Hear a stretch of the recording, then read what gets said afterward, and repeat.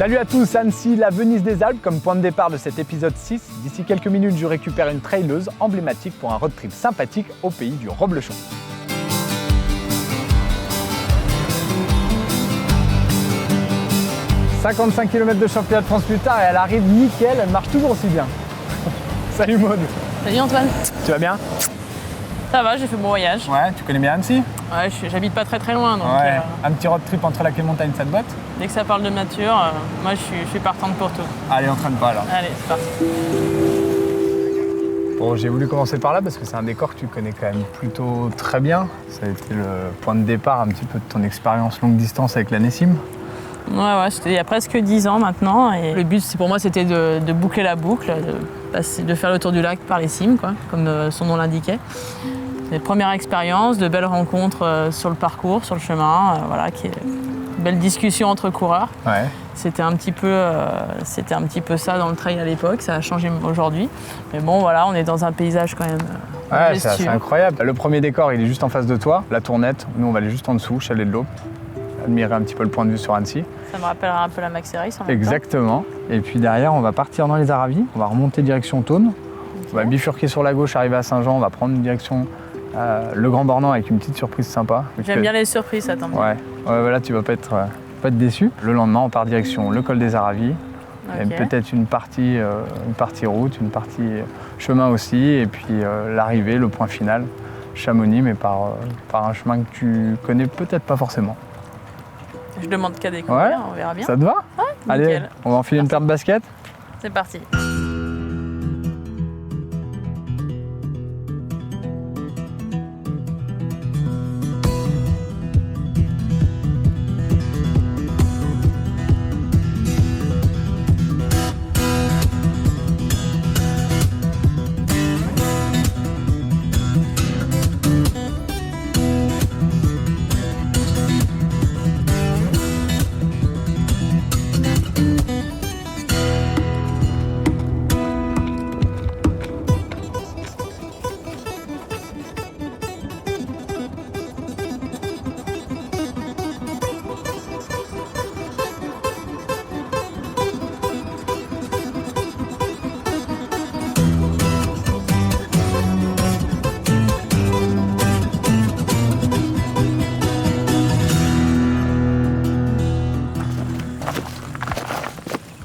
Bon alors Maud, le Bargy, t'en penses quoi? Parce que finalement, tu vois, les Aravis, c'est vraiment là et je savais que tu connaissais pas très bien ce coin-là, donc on est vraiment un petit peu juste en dessous du lac de Père.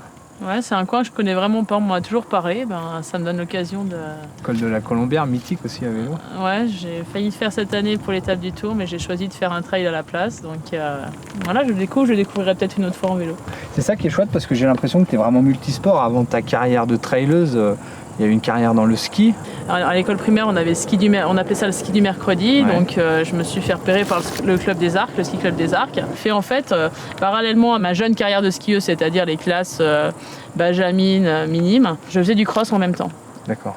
Voilà, donc la course à pied est venue vraiment quand même très tôt dans ma vie de sportive. Et derrière la compétition? Donc en 2003, un petit peu la descente aux enfers parce que en fait, en faisant une courbe, mon genou a lâché. Donc c'est pas anodin. La grossesse, quand on est enceinte, il y a tous les ligaments qui sont un peu distendus. Yes. La pratique du ski que j'avais fait toutes les années durant auparavant, le genou a lâché. Il devait lâcher à ce moment-là, il a lâché. Dommage, je partais le lendemain en X-Games, donc j'étais un petit peu dégoûtée. Et après, il y a eu justement ce virage, cette charnière vers le trail. Mes premiers trails, je les ai faits en fait en 2000, dans les années 2000. Il y avait une montée, en fait, il y avait le trail de Valoir. En fait, c'était une montée, on peut dire que c'était une montée sèche qui partait de Saint-Michel-de-Maurienne. J'ai fait la rencontre à l'époque de Corinne Favre, qui C'était un peu ta fan d'ailleurs. Enfin, t'étais un peu fan d'ailleurs. J'étais fan de Lionel Bonnel et Corinne Favre. Lionel Bonnel, c'était le beau blond qui courait avec sa casquette blanche. Et Corinne Favre, c'était une figure, quoi. Enfin, puis après, c'est devenu plus tard une bonne copine, quelqu'un qui est naturel, qui a un sacré caractère quand même, mais c'est vrai que pour faire ce genre de sport et pour faire ce qu'elle a fait, il faut pas de caractère. Donc on t'a connu dans le ski, on t'a connu dans le cross athlétique, hein. On t'a connu dans le ski cross, et je sais qu'il y a quelque chose que t'aimes pas trop dans ton boulot d'accompagnatrice, c'est la via ferrata. C'est vrai que la via ferrata, le fait d'être accroché à un bout de ferraille. Et, je sais pas, j'ai l'impression d'avoir ma vie accrochée à un bout de ferraille qui peut peut-être lâcher à un moment donné, quoi. Ouais, bon, on va pas aller jusque-là non plus, on va pas se porter malheur parce qu'en fait, on est ici, on n'est pas venu là par hasard, on est à 1 kilomètre du col de la Colombière. Et en fait, juste là, c'est le départ de la Via Ferrata du Grand Bornand. Ouais, on va voir, hein. C'est toujours un challenge. En fait, j'aime bien me mettre des challenges, donc voilà. C'est comme quand tu descends un couloir un peu engagé en ski. Au départ, tu as un peu peur d'y aller. Une fois que tu es dedans, comme tu sais que techniquement ça va, que ça va tenir sous les pieds. Donc, bon, voilà. Casque, baudrier, on y va. Et longe. Faut pas oublier la longe. Hein. Ouais, c'est parti.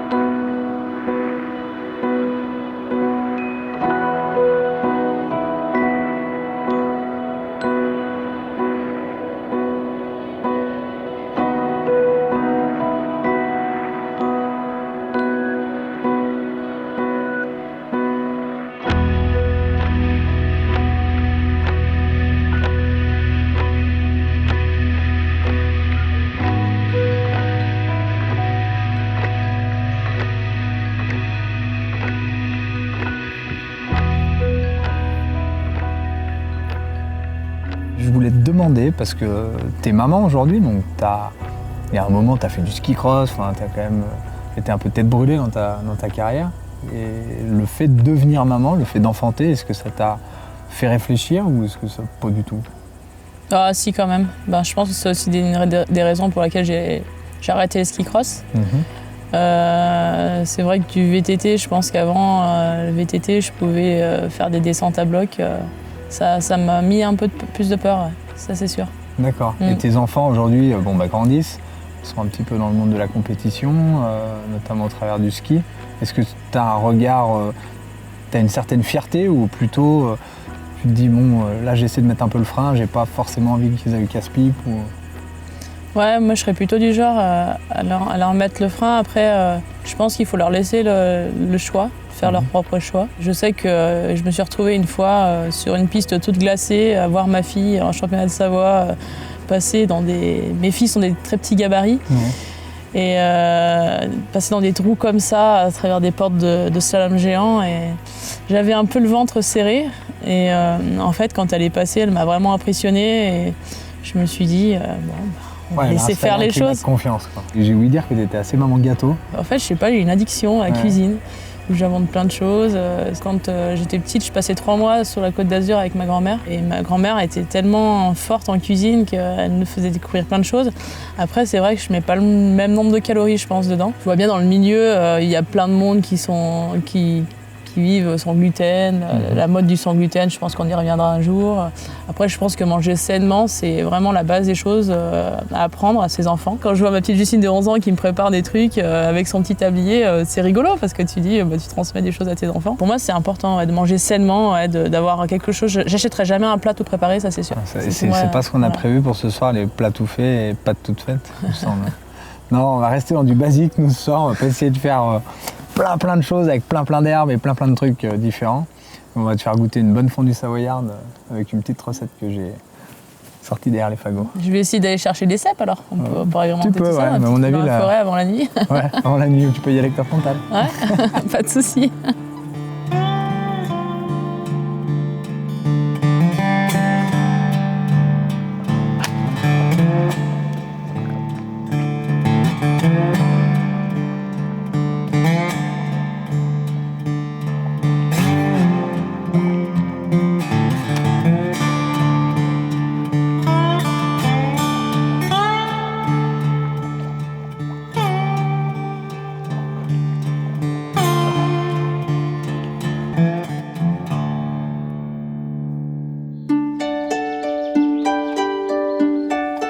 Salut Caro. Salut Cici. C'est magnifique chez toi, Caro. Oui, je suis contente, ouais, c'est parfait. Bon, merci de nous accueillir en tout cas. Avec plaisir. Tu as fait un début de saison juste incroyable avec une 6e place au scratch sur le 80 km du Mont Blanc. Je pense que tu en as bluffé plus d'un et plus d'une. C'est une course importante, donc j'avais à cœur de bien la réussir pour psychologiquement me rassurer un peu avant les grands objectifs de l'été. J'étais ravie d'avoir couru ce beau parcours et d'avoir un tel résultat. Ouais, bravo en tout cas. On est admiratifs. C'est gentil. Donc Merci. là, pour la suite, quelles sont les prochaines grosses courses où tu iras? Alors, il y a les mondiaux de skyrunning, là, le Buffet Peak Trail en Espagne. Ouais. C'est une grosse course quand même. C'est 105 km. Il y a entre 18 000 de dénivelé, je pense qu'il y a plutôt 7 500, mais en tout cas très technique. D'accord. Et puis après l'UTMB qui reste, c'est quand même la course. Hein. Ouais. Là, je vois cette année, chaque fois que j'avais un bon résultat quelque part, tout le monde me dit et l'UTMB. Alors on a l'impression que tant qu'on n'a pas réussi l'UTMB, on n'a pas vraiment réussi sa saison. C'est sûr, c'est la course que tu aimerais bien accrocher à ton palmarès. Clair, Et puis les mondiaux en octobre au Portugal. Alors là, c'est encore loin, je ne me projette pas encore tellement dans les mondiaux. Pour l'instant, je suis plus focalisée sur le Buffet Peak Trail et l'UTMB. D'accord. Bon, en tout cas, c'est clair que tu fais des performances incroyables et je sais qu'il y a du travail derrière, beaucoup d'entraînement sur les sentiers. Mais je crois que tu as aussi des petits secrets que tu vas bien vouloir peut-être nous dévoiler aujourd'hui. Je peux vous montrer une recette que j'appelle les boulettes et que j'emporte avec moi pour tous mes entraînements longs. D'accord. Eh ben, très bien. Allez, on y va parti. Alors.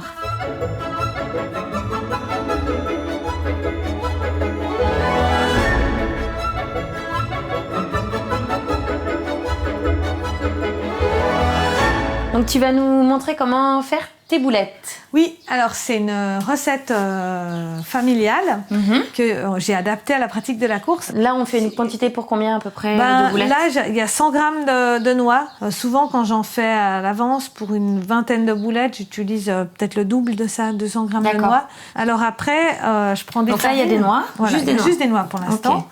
Alors, pour 100 grammes de noix, je mets un œuf. Après, je mets des farines. Alors, je varie... je varie selon les envies.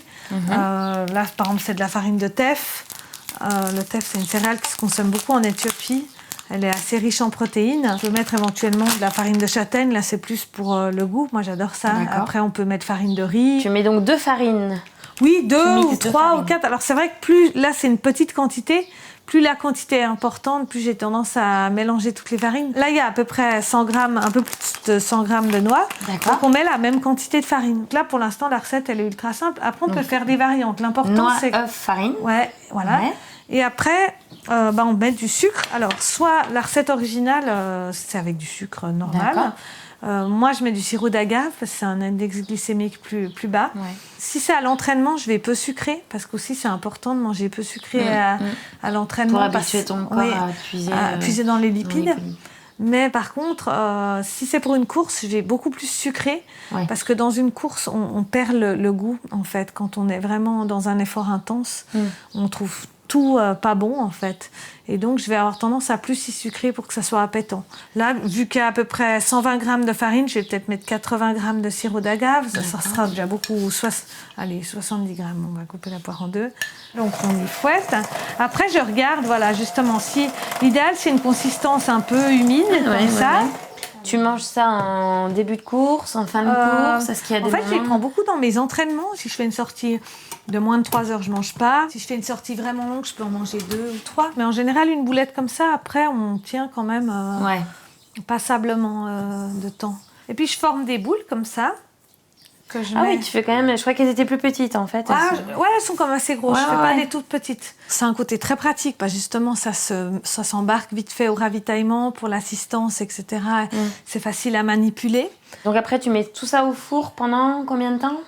10-12 minutes, s'il est déjà bien chaud à 180. Je regarde un peu à l'œil. En général, elles se craquellent légèrement quand elles sont cuites. On y va? On met tout ça au four? Allez, c'est parti. Je mets en route mon four.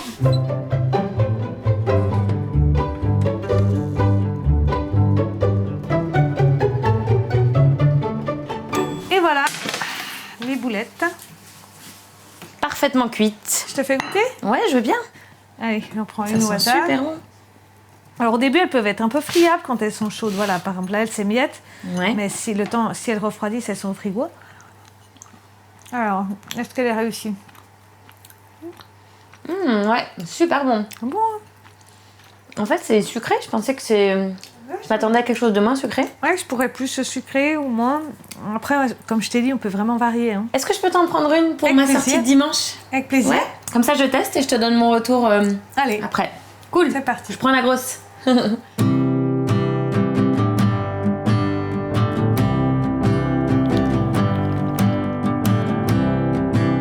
C'est la suite du périple. Je pensais qu'un petit col des Aravis à vélo, ça pouvait être pas mal. On verra, hein. Je connais pas ton niveau en vélo. J'en ai pas. Voilà. On va partir de zéro. C'est parti. Allez. Troubles in the nighttime, troubles in the daytime too.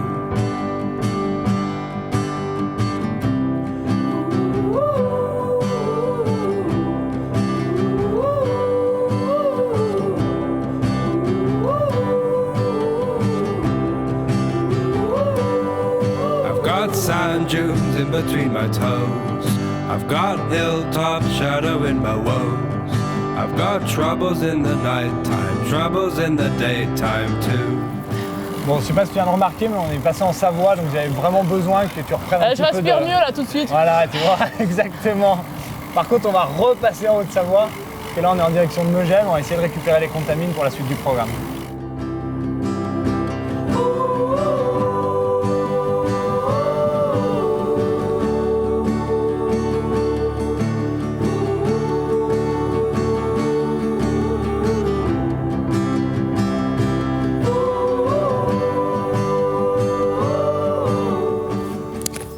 Tac. Allez, le vélo, c'est terminé. Bon, dis-moi, on est au pied des Dômes de Millage, on n'est pas très loin du col du Tricot, Bellevue, et puis Chamonix juste derrière. Et j'aimerais bien qu'on prenne un petit peu de temps avant d'aller courir, pour parler un petit peu de la place de la femme dans le monde du trail. Moi, j'ai souvenir que la première femme ayant gagné une ACCC au scratch, c'était Corinne. Ouais. Corinne Favre. Et depuis, il n'y a jamais personne qui a gagné quelque chose au scratch. Par contre, depuis 2-3 ans, elle se tente sur des ultras, hein, je parle, à se rapprocher des places de 10 dans des grosses courses. Ouais, on voit une Caroline Chavreau qui est sur certaines courses de type 80 du Mont Blanc, même le TMB, on est dans un top 15-20. Au scratch, c'est énorme. Aujourd'hui, quelle différence tu vas pouvoir donner, quels avantages tu vas pouvoir donner à la femme par rapport à l'homme et inversement? Mais je me suis déjà amusée à regarder sur le nombre d'abandons en fait, hommes-femmes. Il n'y a pas beaucoup de femmes qui abandonnent par rapport aux hommes. Ouais. En fait, je pense qu'on est un peu moins chochotte. Je suis désolée de te dire ça. Non, je pense que les femmes, on est plus dur au mal que les hommes. Ouais. Ceci expliquerait cela. Toi, t'es fier de voir arriver une nouvelle génération derrière toi ou... Je parle par exemple en équipe de France, à celles et ceux qui sont sélectionnés en équipe de France cette année. Moi, je parle par exemple pour les filles. On est un bon nombre de vétérans pour une petite minorité de seniors. Hein. Anne-Lise Rousset, c'est notre petit bébé, hein, notre petite protégée. Sinon, on approche tous la quarantaine. Il y en a qui ont passé la quarantaine. Donc c'est vrai qu'on arrive... il y en a qui sont arrivés un peu plus tard que moi dans la course à pied. Comme je parle comme Nathalie, qui a eu comme challenge de faire un marathon à 40 ans et après de se lancer dans le trail. Où elle est vraiment lucide. Elle dit, moi je sais que je prends ce qui vient et je durerai le temps que je dure, mais pour l'instant je prends ce qui vient et ça me convient comme ça et elle se donne la fond. Après on est tous différentes. Maintenant c'est vrai qu'il y a un rajeunissement quand même, mais autant chez les femmes que chez les hommes, de personnes qui prennent le départ, je pense, de courses trop longues. Ouais. Voilà, parce qu'on arrive, c'est vrai qu'un Kylian Jornet, il n'y en a pas 50. Hein. Il a gagné son premier UTMB, il me semble, à 18-19 ans. Maintenant, il y a beaucoup de gens qui se sont identifiés à lui. Et moi, on n'est pas tous Kylian Jornet, il faut prendre son temps pour y arriver. Quand j'ai débuté, je faisais 8 km, après j'ai fait 10 km. Il faut aussi accepter de se faire battre. C'est pas parce qu'on a gagné pendant pas mal d'années qu'à un moment donné, il y a bien quelqu'un qui va arriver qui est meilleur que toi. Et moi j'accepte vraiment bien la chose, quoi. Après, il y a des choses que j'ai horreur, c'est l'abandon facile parce qu'on n'est plus dans les 3 premiers. ou dans les 5 ou dans les 10. Voilà, ça, moi, j'aime pas. Enfin, je veux dire, je me vois pas faire ça. J'ai toujours eu en tête, des fois, j'ai pas emmené mes enfants avec moi, ou je les ai laissés, j'ai galéré pour les faire garder, et je dois pas abandonner parce que voilà, sinon j'aurais pu être avec elles, et c'est quelque chose c'est un week-end de perdu en fait entre guillemets. Et puis le problème que j'ai, c'est que j'aime tous les sports en fait. Ouais. J'ai du mal à me fixer vraiment que sur un sport, donc. C'est pour ça qu'on a fait pas mal de choses là. Ouais, le trail c'est devenu un de mes sports. Maintenant c'est vrai que j'ai de plus en plus mal à mon genou droit là, qui remet mon mal lorsque je me suis blessée il y a 13 ans. Donc je pense que c'est ça qui me fera arrêter. Un jour ou l'autre, quoi, de toute façon, parce qu'il faut que je préserve mes articulations pour mes 2 travails, et il va falloir mettre le clignotant un jour ou l'autre, et voilà quoi. On va pas mettre le clignotant tout de suite parce qu'il nous reste quand même 2-3 heures d'effort avant Chamonix. On va essayer de faire un petit tour sur le Tor des Ouches et puis rejoindre le centre de Cham avant ce soir. Ok, ça marche. Ok, allez, c'est ouf.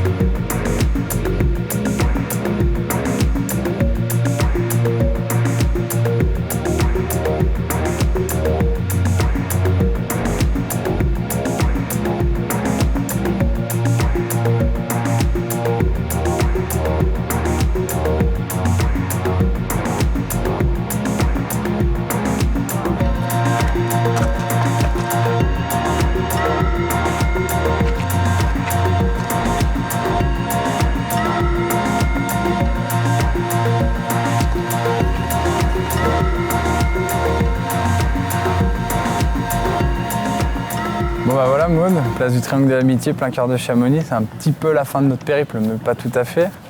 C'est un endroit où je voulais t'emmener parce que je pense que ça te parle un petit peu. T'as vécu des choses ici? Oui, des arrivées, plus ou moins joyeuses chacune, mais bon, c'est le lieu des différents départs et arrivées des courses du Mont Blanc. Ouais. Peut-être qu'un jour j'y reviendrai, peut-être qu'un jour j'y reviendrai pas. Je sais pas, il y a que les imbéciles qui ne changent pas d'avis, on dit. Ouais, c'est vrai. Bon, c'est un peu la fin de notre périple. On a rallié Chamonix. J'ai toujours tendance à terminer par une petite interview cash avec mes athlètes. Oula, voilà. Tu me fais un petit peu peur. Hein. Non, c'est pas une punition. Hein. On verra bien si je peux répondre. On se met en route. C'est parti. Allez.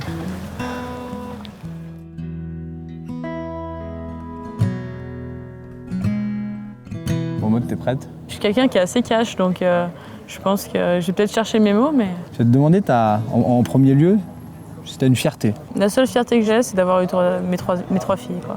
3 enfants. Et d'essayer de pouvoir les amener où elles veulent, en fait, dans leur vie, quoi. Tu te vois comment dans 10 ans? Je pense que je courrai plus en compétition, mais ça ne m'empêchera pas de faire du trail. Et pourquoi pas peut-être remettre un petit dossard avec mes filles sur un relais à 4 ou voilà, si elles s'y mettent, ou je sais pas, peut-être ailleurs. Est-ce que tu as un regret dans ta vie? De ne pas avoir réussi mes concours d'infirmière. Ouais. C'est vrai que c'est un métier que j'aurais vraiment aimé exercer. Est-ce que tu as un rêve? Ouais, donc je te disais tout à l'heure, je mettrai certainement plus de dossard dans les 10 prochaines années, mais j'aimerais bien me lancer des challenges, le GR20, enfin faire des records de GR ou des traversées, puis faire surtout des traversées aussi en vélo, j'adore le vélo. Donc, il va falloir que vous soyez costaud parce que t'es pas la seule. Hein. J'ai l'impression que plus ça va et moins le dossard est une priorité chez l'athlète. On verra, hein. Après on peut lier l'utile à l'agréable avec tout le monde. Hein. Ouais. Est-ce que tu préférais avoir ta vie sur Facebook ou dans un bouquin? Dans un bouquin. Est-ce que tu as une personnalité qui t'a marqué? Corinne Fabre. Ouais. Dans le milieu, hein. Ah ouais. C'est ça. Hein. Corinne Fabre, et puis j'en ai pas qu'une. Hein. Corinne Fabre et Lionel Bonnel, vraiment, c'est vraiment des images. Et en plus, Lionel, maintenant, aujourd'hui, il partage des choses avec ses enfants qui font je trouve ça génial. C'est un peu un modèle, ouais. Je vais terminer avec une dernière petite question. Est-ce que tu as un mot pour une personne? Ouais, j'ai un mot pour une personne, en fait. C'est ma grand-mère, en fait. Je l'ai perdue en 2011, après les championnats du monde, en fait. Donc, j'ai pas eu le temps d'aller la voir après les championnats du monde, donc ça me met encore un peu l'alarme. Enfin, voilà, je suis un peu émotive à chaque fois que j'y pense. Mes grands-parents paternels étaient vraiment très importants pour moi, donc il n'y a pas un moment où j'y pense pas, quoi, lorsque je cours, ou peu importe ce que je fais. Ok, bon, une belle pensée pour eux en cette belle journée chamonniarde. En tout cas, je te remercie. beaucoup. Il n'y a pas de quoi à refaire, s'il faut dans l'autre sens ou ailleurs. Super.